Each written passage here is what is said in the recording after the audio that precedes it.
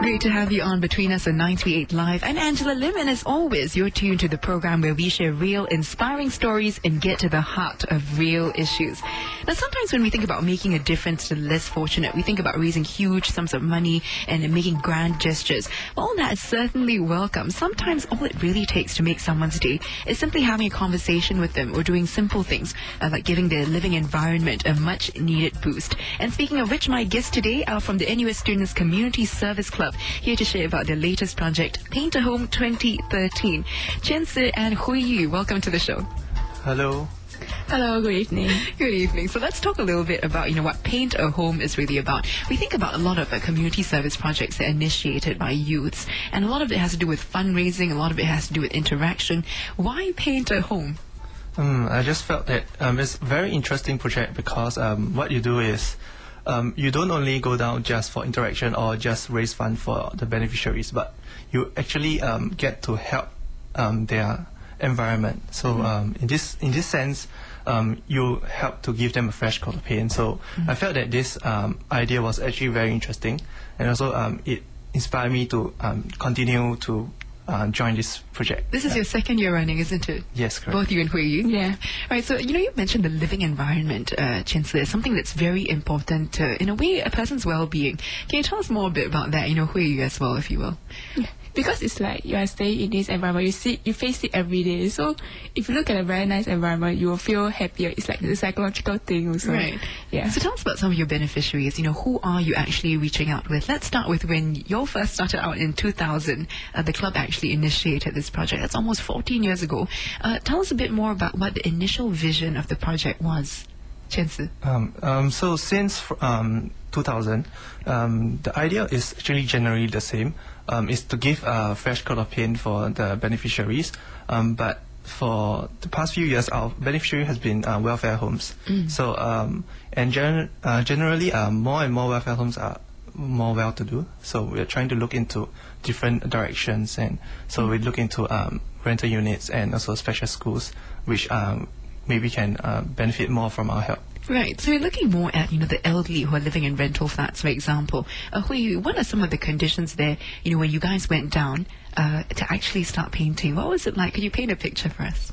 Oh, it is like the ceilings are actually very yellowish because they have outers, most of them. So because of the smoke of the outer, right, it makes the ceiling very yellowish, and they have some peeling paint and uneven painting also, and that was why we took up the flats for painting. Right. Was it something that surprised you? To see, with all of us living in Singapore, our environment is generally quite comfortable. Chein, did it surprise you to see that, some of the living conditions of the elderly in rental flats are actually quite dire? Previously, I actually been exposed to another unit, so in a sense, it wasn't much of a surprise, but you can see the big contrast between some units because they really vary from one another. So one unit may look different from another in terms of condition. So we actually have to cater to different units in terms of what they need. Right. How did you guys select which houses needed it a bit more, because there's just so many rental flats around and so many elderly who are living alone. How did you guys decide this? Usually the best step we do is to ask them for their interest, whether they really want us to paint, because it's really up to them. So we shouldn't force them. So right. Then we will see the condition in terms of whether there's peeling paint, whether it's yellowish and all that, and whether there's uneven painting. Right. Yeah. There's also the element of, interacting with the people that, you're helping as well. We'll talk a bit about that in just a bit. We're talking today about the NUS Students Community Service Club's new initiative. It's called Paint-A-Home 2013. It's just over. We're talking to two of the members here. Chein and Hui will share more about how they've managed to learn quite a lot from their beneficiaries as well. In just a moment, on Between Us when we continue. Stay with us. Talking all about Paint-A-Home 2013, painting homes as part of community service. Today, my two guests from NUS Students Community Service Club, Chein and Hui, are sharing more about their experiences as well, going down to the homes, not just painting the houses, guys, but also talking to the people who are there. Tell me a bit about the painting process. Both of you are obviously not painters by occupation. Was it tough for you to, actually do it a good job? Would you say you did a good job in the first place? Definitely, it wasn't an easy task because, as you said, we are not painters by occupation. So we actually had some of different. We have a previous training, like we went down to another unit to paint. So in the sense, we try to familiarize ourselves with the place and also the way to paint. Right. This is a way for us to prepare ourselves so that we can also brief the volunteers. So that we can do our best for the beneficiaries as well. How many of you were involved in this project, would you say? Including the organizing committee, we have 20 people. And then including the volunteers, we have 271 volunteers coming down to help. How many flats were painted in the end? Did you guys keep track? We painted around 13 units. Yes, and then we also painted the special schools and also the Creator Ayah Senior Activity Center, which also helped us a lot in locating and identifying resident units. Right. Let's talk a bit about the planning process leading up to this, and before we go into your actual experience talking to the elderly as well. What was it like for you guys? I mean, you're a part of the organizing committee. Yeah. Is that right? Yes. So was it difficult for you? I mean, you're taking over from 13 years of this being done well. So was it stressful, or was it light for you? Tell us a bit more. Well, it's because that we have seniors from the previous years to help us also. So it's actually, it wouldn't be that stressful, but actually we have experience from them and we have documents from them to help us for this year also. How did you guys raise funds, to do the painting? And, of course, you guys also mentioned that you did some kind of friendship bands as well for the children at the special school. Tell us more about that. How did you get the funding? For the fundings, we actually source for cash sponsors from outside, and also we raise funds ourselves. Even though it wasn't a lot, but we try our best to raise as much as possible. Was it difficult to get support for this sort of project? Because it's not exactly something that would seem very fancy, or you're not looking to raise a huge amount of money. Was it difficult for people to come forward? Whether it was corporate sponsors, whether it was family and friends, were people supportive of this in general? Some of the sponsors, they were quite supportive because they felt that it was an interesting idea, so they felt that it was worth it to help us. Well, for fundraising wise, it wasn't as easy as we thought, because we are not actually those kind of project that goes overseas and help out, which actually can relate more to the public. So we actually had a hard time trying to raise funds as well. Right. So overcoming those challenges as well, how did you guys do that? In the end, the project has been executed. And looking back on it now, what would you say were some of the things that, you managed to learn as well, talking to the elderly in the rental flats? Who are you? Some of them actually told us about their childhood memories. Because one of them, there's one elderly who requested us to paint the boat. Then at the dusk timing, then she said that because when she was young, she stayed in Kampong, Malaysia, and then so she wanted to relive her childhood memories, and that's why she requested for that mural design. Yeah. How did you feel hearing that? And of course knowing that from now on her wall, she would be able to every day sort of reminisce and think back on her past as well, because you guys came down to put that on the wall for her. How did that make you feel? Actually, at first we were quite worried because we were afraid that it will actually cause her to be sad if she always looked at that scene. Yeah. But in the end, she looked very satisfied with the mural, so we felt that it was very touching for us. So actually, a lot of it is customized, like the designs on the walls. You actually spoke to the elderly to ask them what they wanted on the walls. Yes, correct. Yes, that's the benefit of doing flats this year, because if you do with your flat homes, usually you have to discuss with the management committee, but you cannot get the needs of the residents themselves. Right. Tell me a bit about your experiences at Chein. For mine, I think that some of the beneficiaries, they were very open towards us, so they could talk to us about anything. Yeah, because I think what they really want was someone to talk to. Yeah, so we can just sit there and talk to them for maybe hours.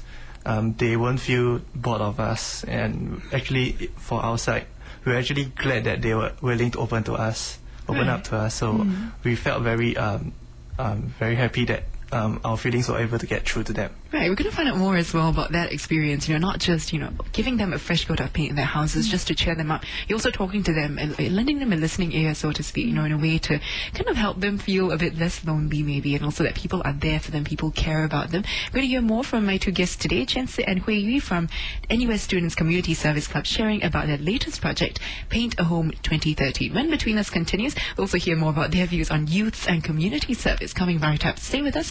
After the headline news, we'll have this conversation.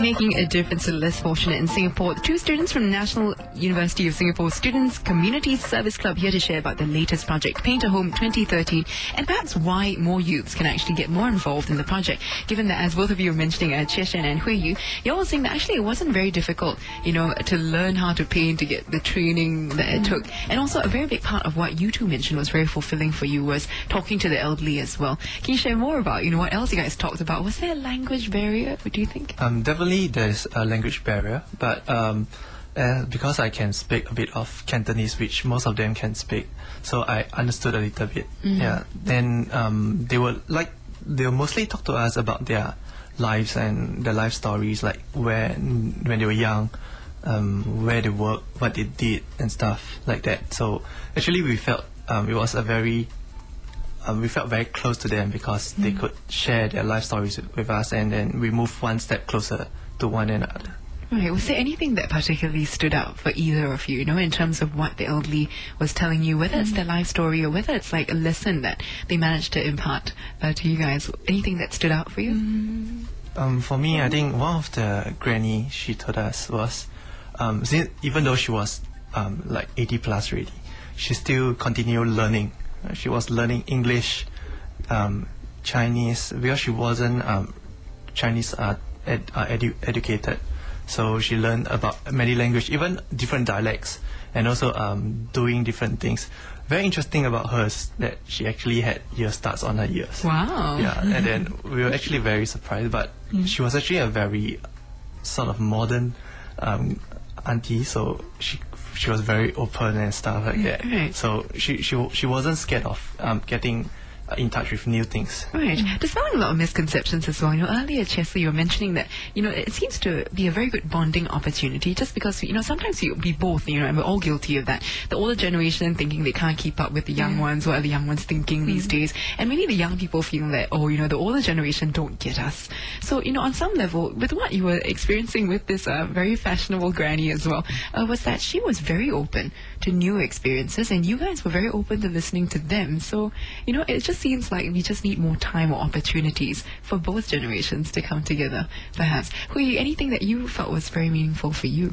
Well, for me, is the one the most memorable was the unit. One unit is that the uncle suffered from stroke, and then the wife actually took care of him for I think long 30 years. I think quite a long 30 years. Yeah. Then it's very difficult for her because I think because of the medicine side effects, then he's gaining weight, so it's very difficult for her to carry him to for everyday stuff, like that kind of thing, onto the wheelchair, that kind of stuff. Yeah, but then she managed to pull through. Yeah, that's a very touching part from her side. So learning a lot as well, from someone else's very challenging circumstances. What was your biggest takeaway from this entire project? It could be from interacting with the elderly. It could also be from getting all this off the ground. What have you guys learned from this? Definitely, I think the appreciation from them is very important to us because it really makes us very happy. Yeah, and we felt there's a sense of appreciation from them, so you'll feel that what you have done so far is really worth it. Same. Okay. So, we're going to also talk a little bit about, your plans going forward as well. Apart from Paint-A-Home, I hear you having another project. It's called the Can Challenge. Can you tell us a bit more about that? The Can Challenge, Can as in Collection in Aid of the Needy, is another special project by the Community Service Club. Can Challenge will be taking part on 13 and 14 July. So this phase is a part where it's more open to the public, where the volunteers will go down to NTUCs, namely in the Bishan Street 13 and Toa Payoh Hub and also Toa Payoh Lorong 4. So they go down and then they, in a way, challenge the public to buy some rations and also canned food for the beneficiaries as a form of donation. So in a way, it's also involving not only the volunteers but also the public. Right, so you're actually targeting everyday Singaporeans really. Like if you want to help out and give to the elderly, to the needy elderly as well, you can help out with the groceries. Really, just give them any food that you are willing to part with, and that will go a really long way as well to helping them. How about the special school element of it? I understand you're going to the schools as well. Genesis School, if I'm not right, not wrong. Tell me a bit more about that. When you painted the schools, did you get to interact with the kids? We didn't get to interact with the kids because it was during school holidays. So in replacement of it, we actually have a session for the volunteers to make friendship bands. Because friendship band is like symbolizes friendship. So just that the beneficiaries know that the children know that there were always people who care for them. And then friendship bands can be handmade by the volunteers. So it's actually more sincere and meaningful as well. Right. We're also going to find out more, about from Chein and Hui about why they chose to be involved in community service projects as well in Singapore. So maybe we can find out a little bit more about what it takes to get youths more excited and to encourage more of them to come forward as well, to be more interested in giving back to the community. Between Us continues in just a bit. Do stay with us.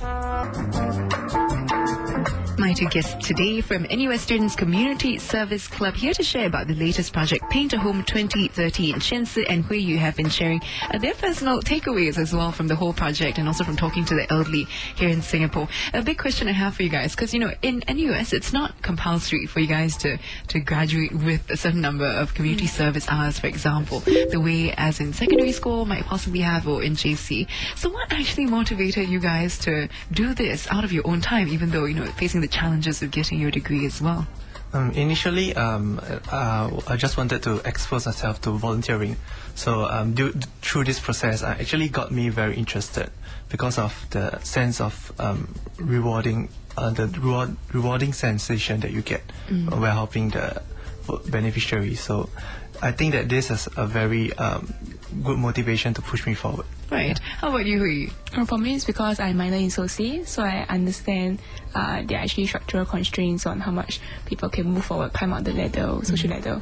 So actually, there are a lot of challenges to them. So if let's say you're born in a lower income family, then you have a lot of, you are underprivileged in that sense, in terms of education and stuff like that. So I believe everyone deserves a helping hand. So that's why I take part in volunteering work. Yeah. Would you say though, when you take a quick poll of your friends and your peers, whether in the same school or from anywhere, are our youth today interested in community service, you think? Do they dedicate quite a lot of time to it? What's your gut feel about it? I wouldn't say that they aren't interested, but maybe some of them are actually actively involved, but we're just not aware of them.